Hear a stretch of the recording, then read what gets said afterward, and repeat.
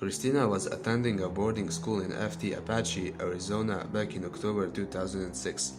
It was her first year at the school, but one of her best friends had been there for 3 years and had a number of spooky experiences there.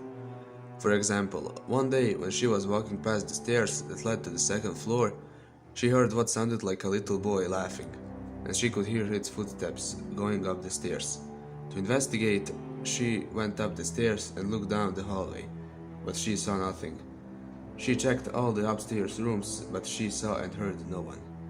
When Christina's friend returned to her bedroom, she glanced in her dresser mirror and saw a pale little boy sitting on her bed. But when she turned around, he was gone. When Christina came into the room, her friend told her everything she had seen and heard. She described the little apparition as having a blonde hair, a pale face, and was wearing a striped shirt and faded blue pants. I believed her, Christina says. I wanted to see this ghost boy, so I would sit on the bottom of the stairs for about an hour every day. I heard nothing for about a week, then I gave up. 2 weeks later, however, Christina has her own encounter with the ghost boy. One morning she had just gotten out of the shower and went into her room to put her shampoo and towel away. I opened the closet to hang my towel on my closet door, she says, and when I was about to close the door I saw him, the little boy exactly as my friend described. Christina and the little ghost stared at each other for a moment, and then in the blink of an eye he vanished. I never saw him again, says Christina. I knew the dorm used to be a hospital and had a lot of sick and dead people. They said that the room my friend and I are in is where a little boy died from pneumonia. Deb was put on cooking duty, barbecuing sausages and patties for tea. At around 6:30 p.m., some of her mates came down to ask how long the tea was going to be. As I was cooking the barbecue, she says, I heard a dog barking. There were no dogs at the school. I could hear the bark coming from inside. I was about to investigate when a little dog, a Jack Russell, I think, popped out of the wall. It ran around barking, then headed over to the tech studies room and ran through that wall into the room. This was no child's imagination. One of the teachers, who was staying with the children on the overnight, came out to find the dog he heard barking. Deb told the teacher what she saw, and the teacher replied, well, this school is supposed to be haunted, but not by a dog. When they heard the barking again, they all ran to the other side of the tech studies building. To their astonishment, the dog was standing half in the wall, barking. We couldn't see his tail or hind legs. Deb recalls, while we watched, an orb floated out of the wall, glowing green. The dog followed it, barking constantly. By this time, 3 other students and 1 other teacher were witnessing the phenomenon. Then, dog and the orb floated up into the air and were lost from sight in the darkening skies.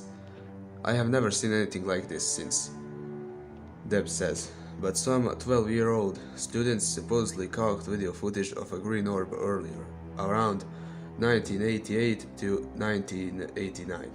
Also, some teachers reported being shaken by the shoulders or felt cold spots when locking up the school late at night, when sleepovers or events at school happened after school hours.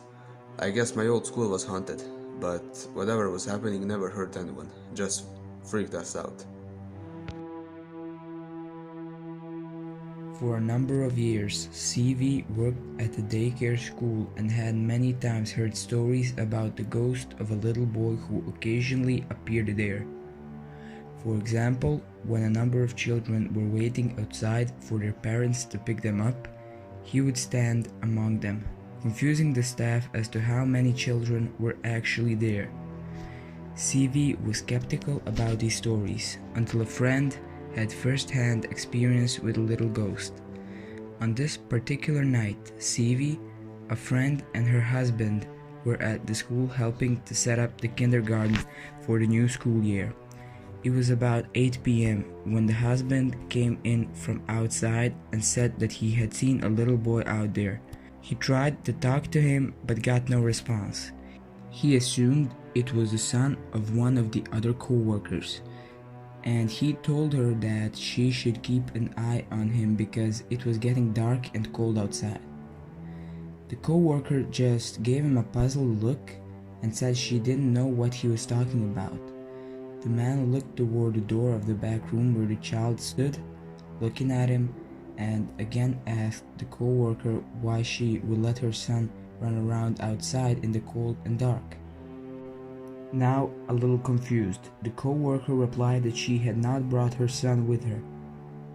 As the man looked toward the door again, the child was now gone. Sometime later, an alarm system with video surveillance was installed in the school.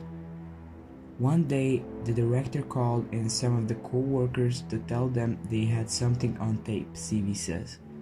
They had actually caught footage of the nursery door open very slowly, then close, without anyone being there. The time of the recording was 3 a.m., and the alarm never went off.